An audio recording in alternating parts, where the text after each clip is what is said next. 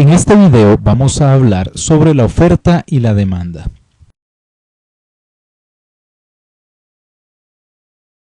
Para cualquier bien o servicio, nos encontramos con que hay un conjunto de personas que desean comprar ese bien. Por ejemplo, si estamos hablando de miel o si estamos hablando de salsa, de ropa, de utensilios de cocina, implementos deportivos, cualquier artículo, nos encontramos que hay personas que desean comprar ese bien.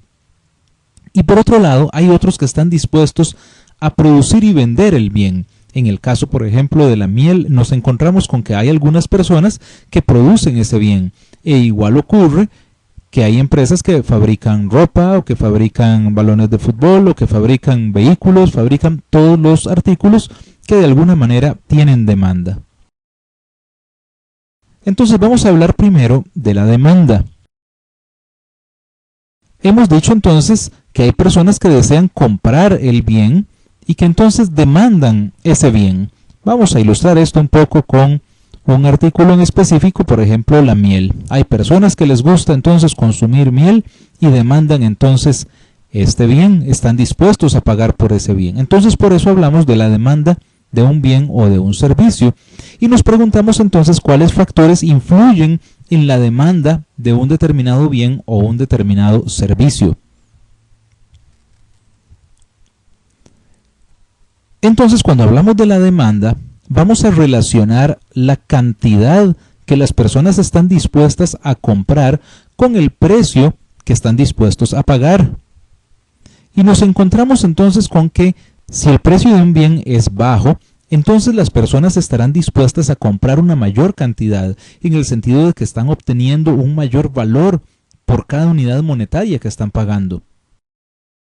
Pero conforme el precio es más alto, estarán dispuestos a comprar una cantidad menor. Cada unidad monetaria que están pagando, cada dólar o cada colón, cada peso, significa que están pagando más por cada unidad comprada, están pagando más por el mismo nivel de satisfacción o por un menor nivel de satisfacción, entonces están dispuestos a comprar una cantidad menor. Entonces, si unimos estos puntos, tenemos las diferentes cantidades que las personas están dispuestas a pagar por el bien. En este caso hablaríamos de la demanda. Si estamos tomando el ejemplo específico de la miel, hablaríamos entonces de la demanda de miel. Esta demanda de miel nos muestra entonces que el precio y la cantidad demandada se relacionan inversamente.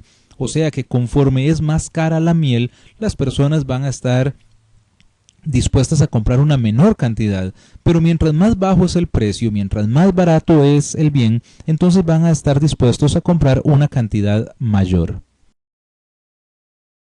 Entonces tenemos que a mayor precio, menor va a ser la cantidad demandada y a menor precio, mayor será la cantidad demandada. A esto entonces le conocemos como la ley de la demanda, esta relación inversa entre el precio y la cantidad demandada. Ahora bien, ¿qué pasa si aumenta el ingreso del consumidor? Ahora entonces, al mismo precio, los consumidores van a tener mayor capacidad de compra, entonces va a tender a aumentar la cantidad demandada. Esto tendería a ocurrir en la mayoría de los bienes. A mayor ingreso, mayor demanda. Esto ocurriría cuando lo que tenemos es un bien normal. La mayoría de los bienes son bienes normales, o sea, bienes que conforme el ingreso del consumidor es más alto, la demanda es mayor. Ahora, cuando disminuye el ingreso, se reduce la demanda. Entonces vemos cómo la curva de la demanda se ha desplazado en este caso hacia la izquierda, o sea que al mismo nivel de precio estarían dispuestos a comprar cantidades menores, pues tienen un ingreso menor. Seguimos hablando entonces de un bien normal. Ahora, a veces hay bienes que no son bienes normales. Decimos que son bienes inferiores. Podría ser el caso de la ropa usada. Cuando disminuye el ingreso del consumidor, más bien aumenta la demanda, en vez de disminuir, como en el caso de los bienes normales. ¿Qué es lo que ocurre en este caso? Bueno, cuando las personas tienen menos ingreso, comprar la ropa nueva les va a resultar más difícil y habrán algunos que irán a comprar ropa usada. O sea que es un bien cuya demanda se incrementa conforme más bajo es el ingreso. Si aumenta el ingreso, la demanda va a disminuir, o sea, las personas cuando tienen más ingreso preferirán posiblemente comprar la ropa nueva y la demanda de ropa usada disminuye. Entonces nos encontramos con que en el caso de los bienes inferiores, a mayor ingreso, menor demanda y viceversa. Volvemos al caso de la miel. Anotamos aquí, bueno, ¿qué pasa si en vez de consumir miel, las personas deciden consumir mermelada? ¿Por qué podrían decidir consumir mermelada? Bueno, es un bien que satisface la necesidad de un modo similar. Por ejemplo, uno podría ponerle al pan, en vez de ponerle miel, ponerle mermelada. Entonces podemos decir que son bienes sustitutos. ¿Qué pasa si sube el precio de la mermelada? Conforme la mermelada esté más cara, en términos relativos la miel será más barata y aumentará entonces la demanda de miel. Observemos que entonces la curva de demanda de miel se desplaza hacia la derecha, está aumentando la demanda de miel. Esto es lo que ocurre entonces cuando sube el precio de un bien sustituto. Por otro lado, si baja el precio del bien sustituto, baja el precio de la mermelada, entonces disminuye la demanda de miel. Posiblemente la gente prefiera comprar la mermelada. Ahora, cuando se consume miel, normalmente uno no se come la miel sola. Generalmente emplea pan o galletas o algún otro bien. Entonces aquí tenemos que estos son bienes complementarios, o sea, bienes que los vamos a consumir juntos, la miel con el pan. ¿Qué pasa si baja el precio del pan? Posiblemente vamos a comprar más pan y vamos a demandar entonces una mayor cantidad de miel. Entonces vemos cómo la demanda de miel se incrementa conforme baja el precio del bien complementario, que es en este caso el pan. Ahora, si sube el precio del pan y compramos menos pan, posiblemente va a disminuir entonces la demanda de miel.